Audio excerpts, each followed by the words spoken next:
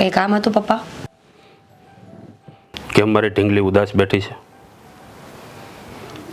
તમને ખબર નથી પપ્પા, હું જાણું છું કે તમે અમારું સારું જ વિચારો છો.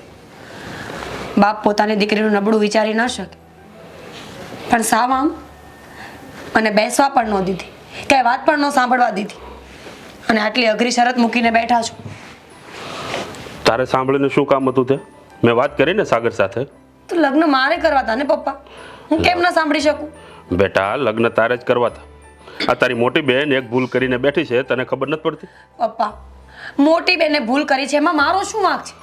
વારે ઘડીએ તમે મને જ સંભળાવ્યા કરો છો બધી વાતો. વાંક તારો કઈ નથી બેટા. હા, મોટી દીકરી હેરાન થાય છે ને એ જોઈને તારી પણ મને ચિંતા થાય છે. એટલે બેટા, છોકરાને જાણવો પડે, પરખવો પડે, જોવું પડે કે એનામાં કેટલું પાણી છે. એટલા માટે મેં એ શરત મૂકી છે. હું કંઈ તારો દુશ્મન નથી બેટા, તારું ભલું હું પણ ઈચ્છું છું, અને આ તારા સારા માટે જ મેં આ શરત મૂકી છે. અને જો તેમ છતાં એનાથી થાય એમ ન હોય ને પૈસા, તો મને કહી દેજે. એટલે તમે ના જ પાડશો ને કે પૈસા ન થાય એટલે લગ્ન નથી કરવાના, શરત પૂરી ન થઈ? પપ્પા, 2 લાખ રૂપિયા કેમ થાય છે ખબર પડે તમને? કોઈ પણ સામાન્ય છોકરો 2 લાખ રૂપિયા અત્યારથી ન કમાઈ શકે. ઠીક છે, એવું હોય તો 2 લાખ રૂપિયા હું તને આપીશ, તું સાગરને આપી દેજે. એટલે સાગર એની શરત પૂરી કરી દેશે. પપ્પા, એનો શું મતલબ? અને મારી પાસે એનું માન પણ રહી જશે. પપ્પા, તમે ગાંડા થઈ ગયા છો. તમે પહેલા શરત મૂકો છો અને પછી તમે એ શરત પૂરી કરવા માટે પૈસા પણ આપો છો. તમે સાગરને નીચો દેખાડવા માંગો છો ને પપ્પા? નહીં. કે જેથી કરીને એ માણસને નીચું દેખાય કે ભાઈ મારાથી પૈસા ન થયા એટલે સામેથી ના પાડે લગ્ન માટે. પણ તારે નથી કહેવાનું ને બેટા. તારે શું કામ એમ કહેવું જોઈએ કે મારા પપ્પાએ આપ્યા છે?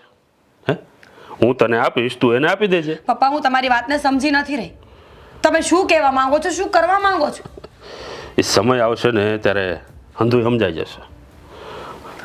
અત્યારે સાગરથી રૂપિયા ન થતા હોય તો મને કહી દે. નહીં જ થાય. ઠીક છે, તો 2 લાખ રૂપિયા લઈ જજે મારી પાસેથી અને સાગરને આપી દેજે. અને એને કહેતી નહીં કે મારા પપ્પાએ આપ્યા છે. હા, જાણે હું કમાવા જતી હોય. બેટા, તું એને કહેજે કે આ તારા પોકેટ મનીમાંથી ભેગા કરેલા રૂપિયા છે, આ પપ્પાને ખબર નથી, એટલે એનું પણ માન રહી જશે અને એની શરત પણ જીતી જશે. ઠીક છે, જોઈએ છીએ. અરે પણ હવે તો દાંત કાઢ. નહીં પપ્પા, આમ ક્યાં સુધી મોઢું લટકાવીને બેસીશ? જ્યાં સુધી મને તમારી વાત નહીં સમજાય ને ત્યાં સુધી ગોળ ગોળ ચકેડી ફેરવ્યા કરો છો વાતની. અરે પણ મેં તને કીધું ને બેટા કે હું તને પૈસા આપીશ, હવે તો ખુશ થા. ખુશ થા. ઠીક છે, તો નથી દેવા પૈસા. હા તો રહેવા દો. લગ્ન તો આમ પણ નથી થવાના મારા. તારા લગ્ન હું ત્યાં જ કરાવવા માંગુ છું બેટા, જ્યાં તું રાજી એમાં હું રાજી.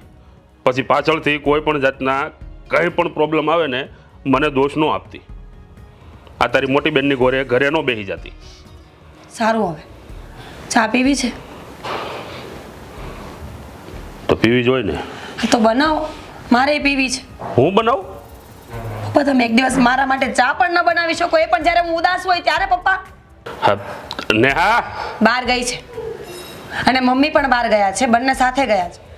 જો ચા બનાવી હોય તો તમારે બનાવવાની છે ને પીવાની હોય તો આપણે બંને પીવાની છે. ઠીક છે, આમ પણ મારા હાથની ચા બહુ મસ્ત બને. એમ? મેં તો ક્યારેય પીધી નહીં. હાલ, ચા બનાવું છું, પી લેજે. પૈસા ગણીને રાખો, હમણાં આવું છું. શરત પોતે મૂકી, પૈસા પોતે આપે છે. કરવા શું માંગે છે આ પપ્પા?